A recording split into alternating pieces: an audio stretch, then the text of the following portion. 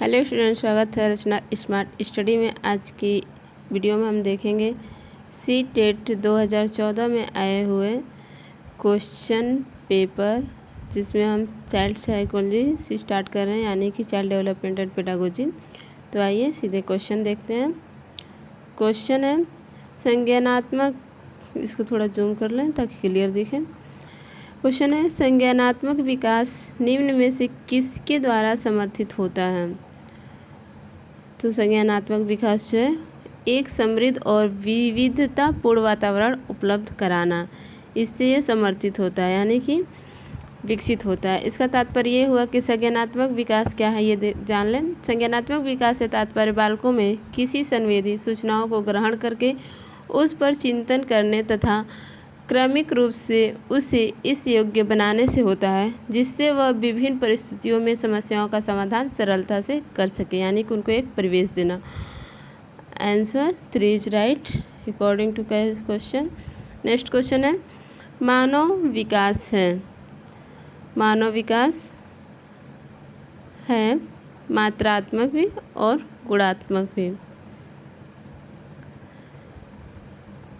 एक क्रमिक एवं संगत पैटर्न में होने वाले परिवर्तनों की उत्तरोत्तर श्रृंखला को विकास कहते हैं, अर्थात इसमें गुणात्मक और मात्रात्मक दोनों तरह के परिवर्तन सम्मिलित होते हैं। तो ऑप्शन 4 इज राइट आंसर, क्योंकि मात्रात्मक और गुणात्मक का संयोग इस 4th वाले ऑप्शन में है।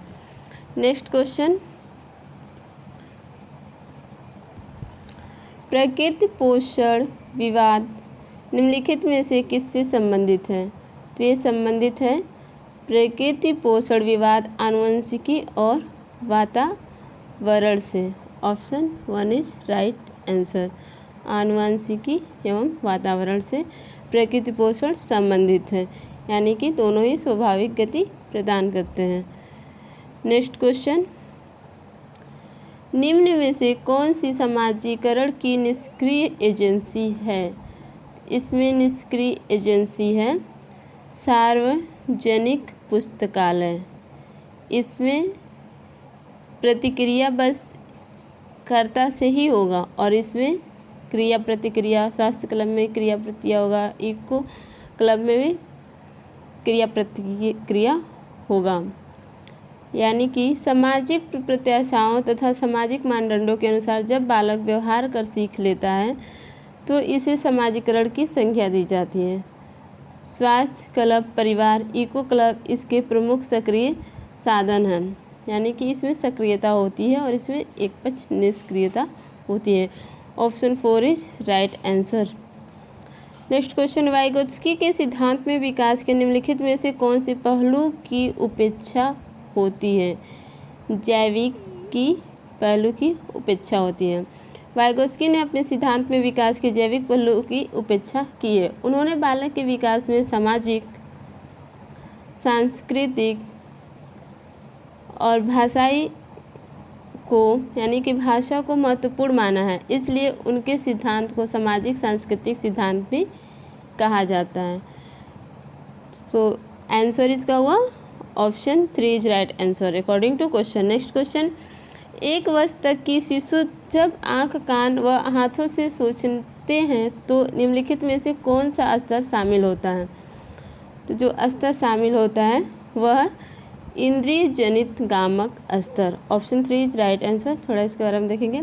इंद्रिय जनित गामक स्तर पर 1 वर्ष तक के शिशु आँख, कान व हाथ से सोचते हैं। वे हाथों से चीज़ों को इधर उधर कर, चीज़ों को पहचान कर या किसी ध्वनि को सुनकर चिंतन प्रारंभ कर देते हैं, किंतु ये चिंतन अधिक वास्तविक नहीं होता है और ये एक तरह से क्षणिक भी होता है। नेक्स्ट क्वेश्चन, रिया कक्षा पिकनिक करने हेतु ऋषभ से सहमत नहीं है। वह सोचती है कि बहुमत के अनुकूल बनाने के लिए नियमों का संशोधन किया जा सकता है। यह सपाटी विरोध पियाजे के अनुसार निम्नलिखित में से किस से संबंधित है। तो ये संबंधित है सहयोग की नैतिकता से संबंधित है। Option 4 is right answer. Next question, निम्नलिखित में से कौन सा स्टर्नबर्न का बुद्धि का त्रिस्तरीय सिद्धांत का एक रूप है? तो वह रूप है व्यवहारवादी यानी कि व्यवहारिक बुद्धि त्रिस्तरीय सिद्धांत का एक रूप है। Option 1 is right answer. Next question, किसने सबसे पहले बुद्धि परीक्षण का निर्माण किया? तो सबसे पहले अल्फ्रेड बीने ने बुद्धि परीक्षण का निर्माण किया 1905 में। साइमन द्वारा मिलकर इन्होंने किया था अल्फ्रेड बीने परीक्षण। नेक्स्ट क्वेश्चन, ध्वनि संबंधी जागरूकता निम्नलिखित में से किस क्षमता से संबंधित है? तो ये संबंधित है ध्वनि संरचना पर चिंतन करना व उसमें हेर फेर करना। नेक्स्ट क्वेश्चन, कक्षा कक्ष में जेंडर विभेद यानी कि लिंग विभेद शिक्षार्थियों के हसमुख प्रयासों अथवा निष्पादन का कारण बन सकता है। यानी कि जो शिक्षार्थी हैं को हरासोन्मुख, जहाँ पे लिंग भेद होगा, विभेद होगा, वहाँ पे काम की गति धीमी होगी, कम सीखा जाएगा और भेदभाव की भावना बढ़ेगी। Option 2 is right answer according to question. Next question, निम्न में से कौन सा सीखने की शैली का एक उदाहरण है? तो चाक्षुष सीखने का एक शैली का उदाहरण है। नेक्स्ट क्वेश्चन, एक शिक्षक कक्षा के कार्य को एकत्र करता है और उन्हें पढ़ता है, उसके बाद योजना बनाता है और अपने अगले पाठ को शिक्षार्थियों की आवश्यकताओं को पूरा करने के लिए समायोजित करता है। वह डैश कर रहा है या कर रही है? तो कर रही है सीखने के लिए आकलन का परिवेश बना रही है। Option 3 is right answer. Next question, वे शिक्षक जो विद्यालय आधारित आकलन के अंतर्गत कार्य करते हैं वे व्यवहार के लिए स्वामित्व की भावना रखते हैं। नेक्स्ट क्वेश्चन, ग्रेड अंकों से कैसे अलग है? यह प्रश्न निम्न में से किस प्रकार के प्रश्नों से संबंध रखता है? ये विश्लेषणात्मक प्रश्न से संबंध रखता है। नेक्स्ट क्वेश्चन, छात्राएं प्रायः अपनी आयु के लड़कों की तरह गणित में अच्छी हैं। यानी कि छात्राओं का गणित ज्ञान अपनी आयु के हिसाब से अच्छा होता है। तो option 2 is right answer. Next question, शब्दों में अक्षरों के क्रम को पढ़ने में कठिनाई का अनुभव करना और अक्सर चाक्षुष स्मृति का ह्रास डैश से संबंधित है। तो ये किससे संबंधित है? ये संबंधित है डिसलेक्सिया से।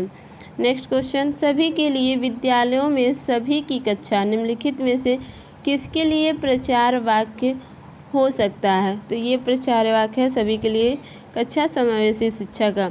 नेक्स्ट क्वेश्चन, प्रवाहपूर्ण व्याख्या मौलिकता और लचीलापन डैश के साथ संबंधित तत्व है।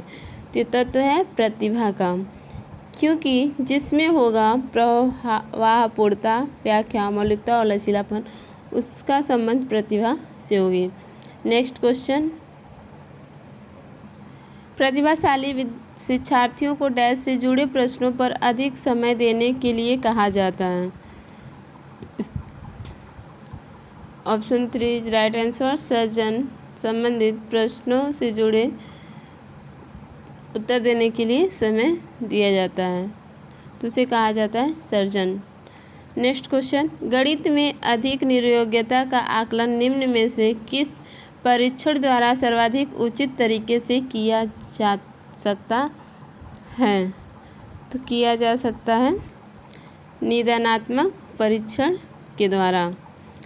नेक्स्ट क्वेश्चन, सिद्धांत चित्र डैश के द्वारा नवीन अवधारणाओं की समझ बढ़ाते हैं। ये बढ़ाते हैं तर्कपूर्ण ढंग से सूचनाओं की व्यवस्थित करने की योग्यता को बढ़ाने। तर्कपूर्ण ढंग से सूचनाओं की व्यवस्थित करने की योग्यता को बढ़ाने के लिए नवीन अवधारणाओं की समझ महत्वपूर्ण होता है। नेक्स्ट क्वेश्चन, एल्बर्ट बैंडयूरा के सामाजिक अधिगम सिद्धांत के अनुसार निम्न में से कौन सा सही है? तो सही देखेंगे, बच्चों के सीखने के लिए प्रतिरूपण मॉडलिंग एक मुख्य तरीका है। यानी एल्बर्ट बैंडयूरा के सामाजिक अधिगम सिद्धांत के अनुसार बच्चों को सीखने के लिए प्रतिरूपण यानी कि मॉडलिंग एक मुख्य तरीका है। जैसे कोई बालक अपने उन चहेते अभिनेताओं के व्यवहार को अपने व्यवहार में शामिल कर लेता है जैसा उन्हें वह टेलीविज़न, चलचित्र आदि में करता हुआ देखता है, यानी कि वह उसका अनुकरण करता है, उन्हें आदर्श मानता है। नेक्स्ट क्वेश्चन, निगमनात्मक तर्कण में शामिल है। इसमें शामिल है सामान्य से विशिष्ट की ओर तर्कण करना। यानी कि निगमनात्मक तर्कण ऐसी तर्कणा को कहा जाता है जिसमें व्यक्ति सामान्य से विशिष्ट की ओर चलता है। जैसे सभी मनुष्य मरणशील हैं तथा मोहन एक मनुष्य है, अतः मोहन मरणशील है। यह मरणशील जो है वो विशिष्ट की ओर ले जा रहा है और मोहन सामान्य स्थिति में है। नेक्स्ट क्वेश्चन देखेंगे, जब बच्चे एक अवधारणा को सीखते हैं और उसका प्रयोग करते हैं तो अभ्यास उनके द्वारा की जाने वाली त्रुटियों को कम करने में मदद करता है। यह विचार डैश के द्वारा दिया गया है। ये विचार दिया गया है E.L. थॉर्नडाइक, यानी कि निरंतर अभ्यास की गति को ये बता रहे हैं कि निरंतर अभ्यास कम से कम त्रुटियां करवाएगा। नेक्स्ट क्वेश्चन, निम्न में से कौन सा संवेगात्मक बुद्धि से संबंधित है? तो इसमें संवेगात्मक बुद्धि से संबंधित है समानुभूति देना। नेक्स्ट क्वेश्चन, एक आंतरिक बल जो प्रोत्साहित करता है और व्यवहार परक प्रतिक्रिया के लिए बाध्य करता है एवं उस प्रतिक्रिया को विशिष्ट दिशा उपलब्ध कराता है, उसे कहते हैं अभिप्रेरणा। उसे अभिप्रेरण कहेंगे। नेक्स्ट क्वेश्चन, निम्न में से कौन सी शब्दावली प्रायः अभिप्रेरणा के साथ अंतः बदलाव के साथ इस्तेमाल की जाती है? तो है अंतः बदलाव के साथ इस्तेमाल की जाती है वो है आवश्यकता। आवश्यकता के साथ अभिप्रेरणा और सीखने का ढंग में परिवर्तनशीलता आती रहती है। नेक्स्ट क्वेश्चन, प्रेरणाएं अनुभूतियों के संतुष्टिकरण की आवश्यकताओं तक पहुंचने और वैयक्तिक लक्ष्यों को प्राप्त करने की आवश्यकता को संबोधित करती है। तो ये संबोधित करती है भावात्मक प्रेरणाओं को। नेक्स्ट क्वेश्चन, निम्न में से कौन सा कारक अधिगम को सकारात्मक प्रकार से प्रभावित करता है?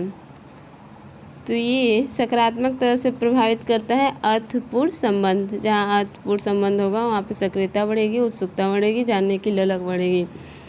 स्टूडेंट, अगर हमारी ये वीडियो आपको अच्छी लगी हो तो लाइक करें, सब्सक्राइब करें, शेयर करें और कुछ कहना हो या पूछना हो तो प्लीज़ कमेंट करें। Thank you class.